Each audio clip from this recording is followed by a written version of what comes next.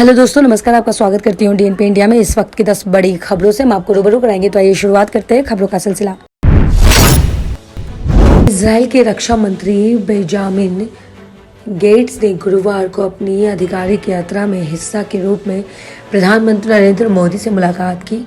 Israel और भारत के बीच पिछले 30 सालों से राजनयिक और रक्षा सहयोग के संबंध हैं। वर्ष 2024 आम चुनाव तक देश में वित्तीय समावेश का दूसरा दौर चरम पर होगा। यानी आरबीआई के निर्देश से पूरे देश में लोगों को वित्तीय साक्षरता का पाठ पढ़ाया जाएगा, जिसके तहत न सिर्फ उन्हें वित्तीय फ्रॉड से बचने के तरीके बताए जाएंगे, बल्कि किस तरह से बचत करें और ज़्यादा रिटर्न कमाएं, इसकी भी जानकारी दी जाएगी। कश्मीर में गुरुवार को हिंदू बैंक कर्मचारी की हत्या के कुछ घंटे बाद ही केंद्रीय गृह मंत्री अमित शाह ने शीर्ष अधिकारियों के साथ बैठक की। इन अधिकारियों में राष्ट्रीय सुरक्षा सलाहकार अजीत डोभाल और रिसर्च एंड एनालिसिस विंग के प्रमुख सामंत गोयल भी शामिल थे।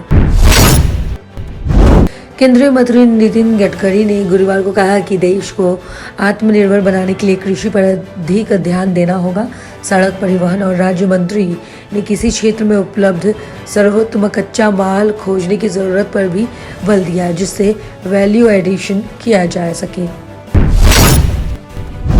भारत के दक्षिणी प्रायद्वीप की ओर अरब सागर से आ रही मॉनसूनी हवाओं के मद्देनजर मौसम विभाग ने अगले 5 दिनों तक कर्नाटक के तटीय और दक्षिणी अंदरूनी इलाकों केरल, माहे और लक्षद्वीप में वर्षा की संभावना जताई है। महंगाई थमने के सरकारी उपायों का घरेलू जिंस बाजारों पर असर दिखने लगा है।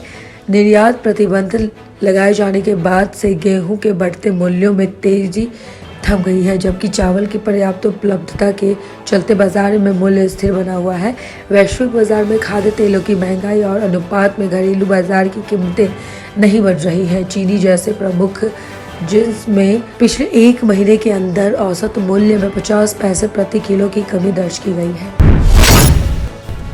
यूपीआई जैसे गैर नकदी भुगतान 2026 तक 65% पहुंच सकते हैं।